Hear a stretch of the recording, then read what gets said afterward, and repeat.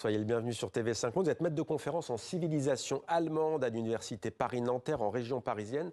Pour vous, quel est le grand enseignement de ces législatives anticipées? Alors, il y en a deux. On note une vraie droitisation d'une manière générale par la droite classique et l'extrême droite qui double son score et qui atteint 20%, plus de 20% même, d'une part. Et d'autre part, on note aussi, et là l'extrême droite rejoue, mais il y a aussi l'extrême gauche qui pousse. On remarque d'une manière générale un renforcement très net des partis d'opposition fondamentale. Inversement, les partis qui sont amenés à gouverner classiquement, tous enregistrent des scores faibles, même la droite classique qui certes progresse de 4%, 4 points, pardon, mais c'est quand même un score faible. C'est le deuxième plus faible de l'histoire de la CDU. Est-ce que vous parleriez d'un coup de tonnerre politique s'agissant du score de l'extrême droite, du jamais vu depuis la Seconde Guerre mondiale? Alors, oui, effectivement, déjà parce que c'est très marqué, parce que c'est un doublement en 3 ans. Absolument. On note aussi, d'ailleurs, quand on regarde la carte circonscription par circonscription, que, par exemple, ça se recoupe quasiment avec la carte de l'ex-RDA.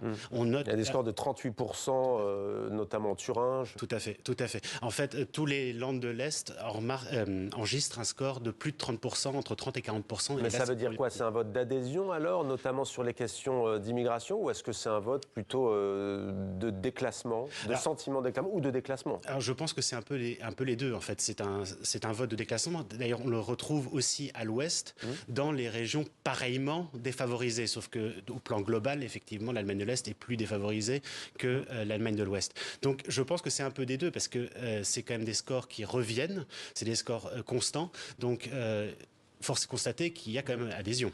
Le parti social-démocrate subit une défaite historique. D'ailleurs, à cette phrase, le score de l'extrême droite, dernier avertissement pour les partis modérés, c'est ce que dit Friedrich Merz, futur probable chancelier, qui refuse de s'allier à l'AfD, mais qui va choisir de s'allier aux sociaux-démocrates. C'est nouveau ou pas? Alors non, c'était prévu.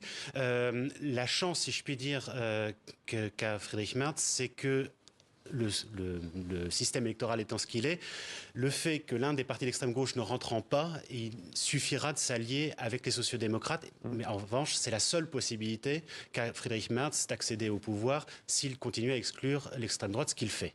Donc effectivement, c'était un peu attendu. Ça ne veut pas dire que cette coalition sera simple à construire.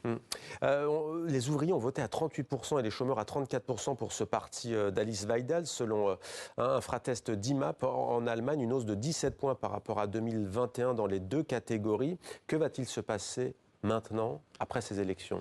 Alors, on va essayer de construire le plus rapidement une coalition. Friedrich Merz l'a promis à l'horizon de Pâques, donc assez rapidement. Encore faut-il que les partis en présence se mettent d'accord. Et rappelons quand même que la droite est constituée de deux partis, de la CDU de Friedrich Merz, mais aussi de la CSU bavaroise, ce petit frère à la fois plus conservateur, plus social et aussi plus anti-immigration. Et c'est là qu'il va y avoir des frottements, parce que Friedrich Merz, lui-même très libéral, veut une politique plus libérale, plus conservatrice aussi. Là-dessus, la CSU le suivra. Mais le SPD ne lâchera pas autant de l'Est que ça. Il y a aussi la question, effectivement, du frein à l'endettement, qui était une revendication de modifier ce frein était une revendication social-démocrate. On va y venir, mais ça va faire grincer des dents aussi à droite. Merci beaucoup Étienne Dubslav pour votre éclairage donc sur ces élections allemandes et ce chamboulement dans la vie politique allemande. Merci à vous.